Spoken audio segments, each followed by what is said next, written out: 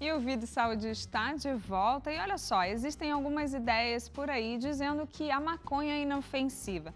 Será que o consumo dela em relação às doenças psiquiátricas ajuda ou não ajuda?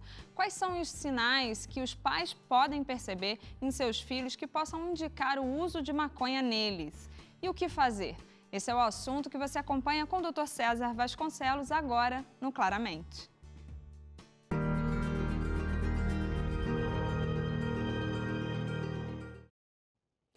Olá, bom estar com você de novo aqui no Claramente. O uso de maconha foi identificado em vários estudos internacionais como uma das principais causas de psicose, violência e crime. Segundo o pesquisador Moore, 3 meta-análises concluíram que o uso de maconha está associado a um risco 3 vezes maior de desenvolver psicose, principalmente com sintomas paranoides que podem estar associados ao risco de reações violentas. Deixa eu só explicar a meta-análise. Meta-análise é um estudo dos estudos feitos sobre um tema científico. Dr. Richard Fitzgibbons, psiquiatra norte-americano, gentilmente autorizou citar seus trabalhos científicos aqui no Claramente.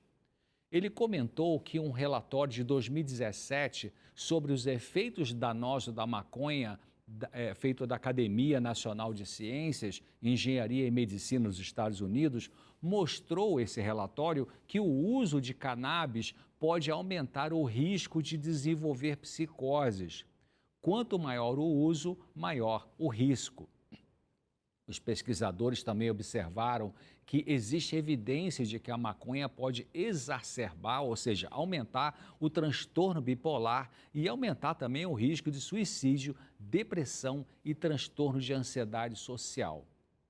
Não é incomum jovens adultos desenvolverem doenças psicóticas sem os fatores de risco psicológicos usuais, tendo na história deles o uso diário de maconha. Um estudo feito em 2018 com pessoas com psicose na Suíça verificou que quase metade dos usuários de maconha se tornaram violentos em um período de 3 anos. O seu risco de violência era 4 vezes maior que o de pessoas psicóticas que não usavam a droga. Estudos de crianças que morreram de abuso e negligência mostram consistentemente que os adultos responsáveis por suas mortes usam maconha com muito mais frequência do que o álcool ou outras drogas e muito mais do que a população em geral. O psiquiatra Dr. Richard Fitzgibbons, ele afirma que todos os 4 estados norte-americanos que legalizaram a maconha em 2014 e 2015, que foram o Alasca, o Colorado, Oregon e Washington, viram um aumento acentuado de assassinatos e agressões agravadas desde a legalização.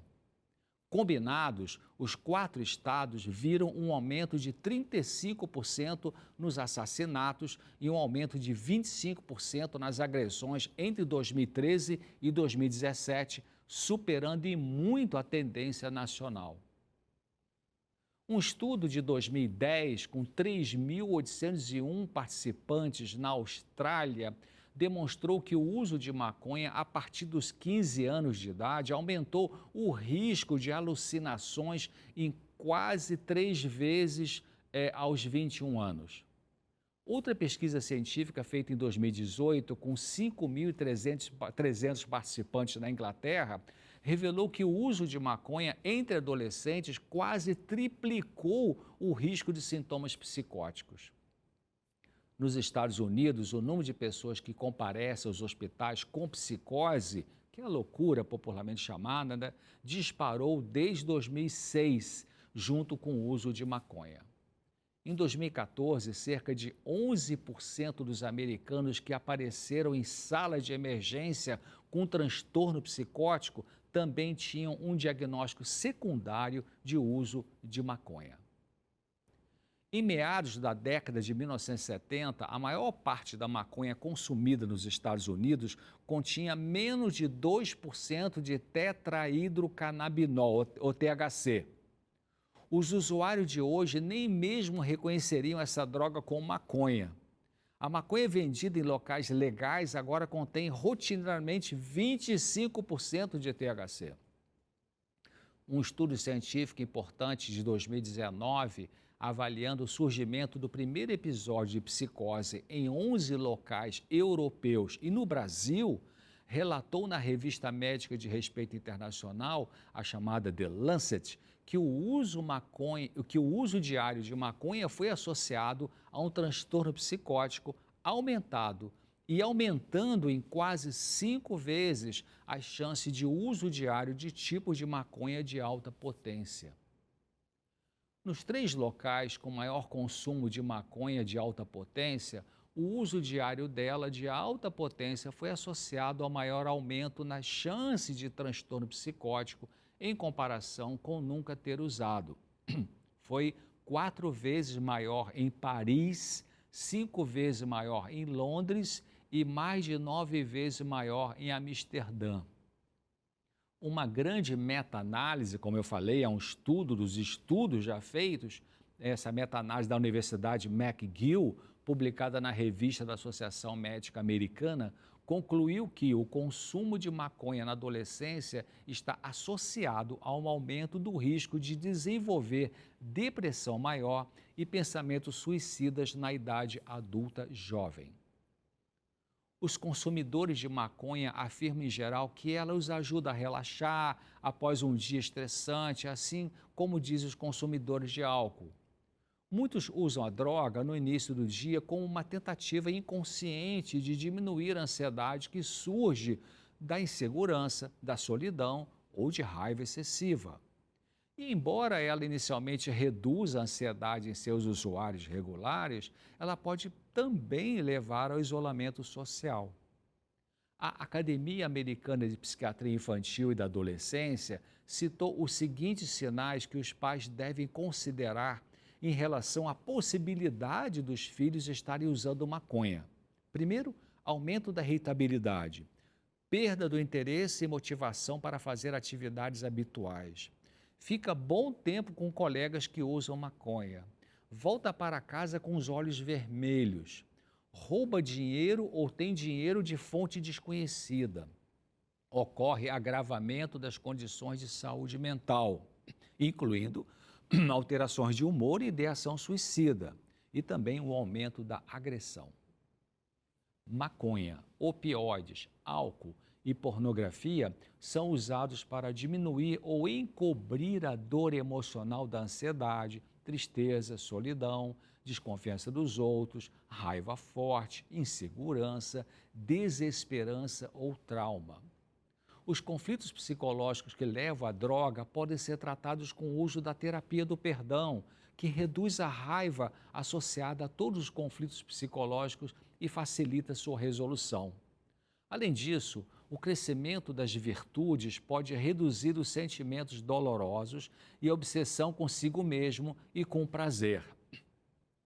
Quando o pensamento paranoico é resultado do uso da maconha, a primeira intervenção precisa ser a cessação da droga e o início da medicação antipsicótica prescrita pelo psiquiatra. A participação em um programa de recuperação de 12 passos, como Narcóticos Anônimos, por exemplo, também é uma parte importante no plano de tratamento. Um longo estudo científico conduzido em 2018 pela Faculdade de Saúde Pública da Universidade de Harvard, nos Estados Unidos, feito com 5.000 jovens que foram acompanhados até a idade adulta, mostrou que ter sido criado numa família com fé, frequência regular à igreja e orar, demonstrou ter benefícios e se associa a probabilidades mais baixas do uso de maconha, maior satisfação com a vida e força de caráter em comparação com quem não frequenta uma igreja. Os autores desse estudo, Chen e Van der Wiel, escreveram que, embora as decisões sobre religião não sejam moldadas principalmente pela saúde, incentivar a frequência ao serviço e práticas privadas, como a oração, em adolescentes que já possuem crenças religiosas, podem ser vias significativas de desenvolvimento e apoio, possivelmente levando a uma melhor saúde e bem-estar. Pense nisso. Por hoje é só. Eu espero você aqui no próximo Claramente. Até lá. Muito bom, doutor César, obrigada. E você pode rever esse e outros conteúdos do Claramente no nosso canal do YouTube. Acesse youtube.com/Vida e Saúde, NT. E Tiago não dá, né? Chapolin, chegando um dos momentos mais aguardados do programa, não é não? Com certeza, Paty, é verdade. Olha só, no próximo bloco a gente vai encerrar nossa Semana da Criança. Vamos te ensinar uma receita super gostosa, o coco-mango de coração. Tá curioso? Então fica aí grudadinho na gente, que é rapidinho, a gente já volta com essa receita com a Valéria e com a Laura, uma receita super gostosa que vocês vão ver daqui a pouquinho.